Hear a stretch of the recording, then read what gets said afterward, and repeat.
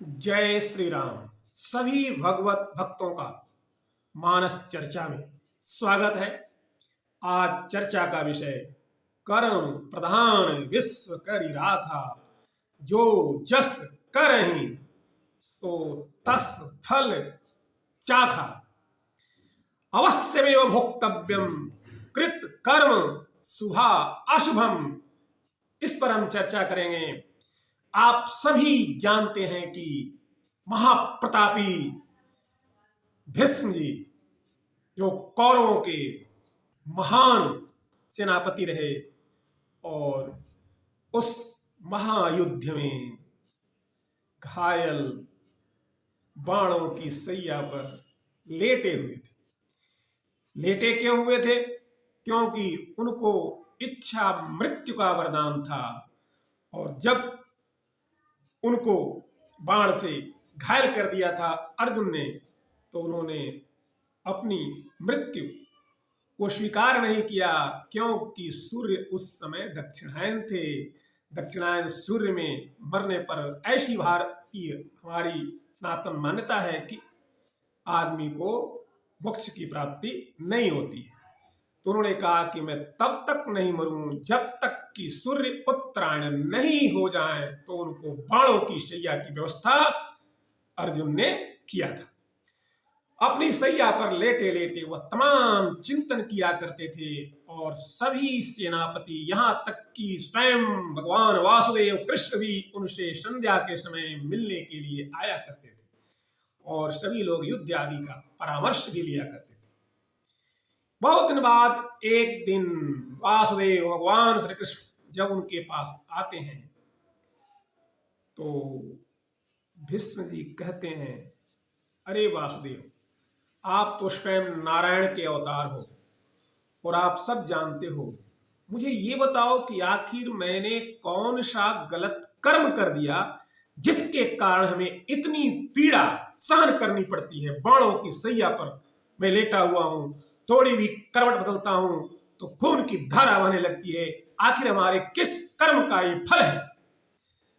तब भगवान ने कहा, पितामह, आप तो खुद ही सब कुछ जानने वाले हैं, सर्वज्ञ हैं, सब कुछ देख सकते हैं, आपके पास अद्भुत दृष्टि है, अपनी ही दृष्टि से क्यों नहीं देख लेते हैं?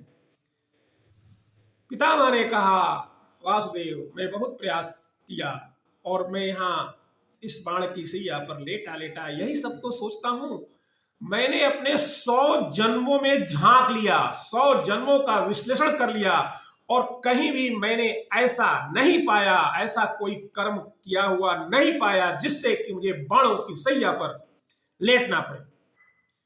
तब भगवान ने कहा, पितामह, एक जन्म और आगे जाइए, आप 101 जन्म में जाइए, वहां आप पाएंगे कि आप एक देश के राजा थे, और जब आप दूसरे देश पर चढ़ाई करने के लिए अपने सेना के साथ जा रहे थे, तो वहां आगे एक बहुत बड़ा नाग रास्ते में लेटा हुआ था, जिसे देखकर आपके सेनापति ने कहा कि राजन, अब क्या किया जाए? अगर सेना आगे बढ़ती है तो नाग कुचला जाएगा। आप बड़े ही दयालु, धार्मिक और प्रजाप्रिय राजा थे। सेनापति की बात को सुनकर आपने कहा कि रास्ता तो बदला नहीं जा सकता, हमें आगे चलना ही है। तो आप ऐसा करो, उस नागराज को आप उठा करके बगल में कहीं रख दो। आपके इस आदेश मात्र से सेनापति ने उस नागराज को उठा करके बगल में जोर से फेंका, और आप लोग अपनी यात्रा पर, अपने विजय पर आगे निकल चुके।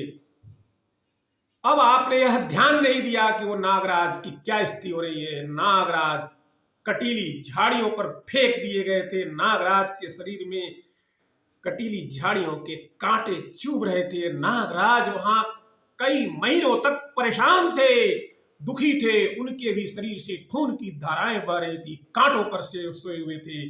तो आपको इस कर्म का फल तो मिलना ही था, जो आपको इस 101 बार जो जन्म लिया है, इस जन्म में आपको मिल रहा है।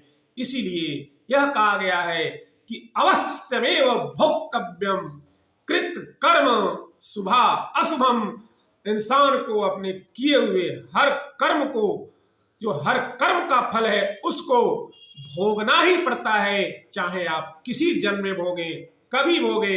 इसीलिए हमें सत्कर्म में लगे रहना चाहिए, कभी भी गलत कर्म नहीं करना चाहिए। आप सोचिए, पितामह जैसे मनीषी भी जब, और उन्होंने उस सांप की रक्षा के लिए ऐसा किया था, न कि उसको मारने के उद्देश्य से, और अनजाने में किए हुए कर्म का फल अगर हमारे पितामह भी भुगत रहे हैं तो हम किस खेत की मूली हैं। इसीलिए बाबा गोस्वामी तुलसीदास जी कहते हैं, कर्म प्रधान विश्व करि राखा, जो जस करहि सो तस फल चाखा। जय श्री राम, जय हनुमान।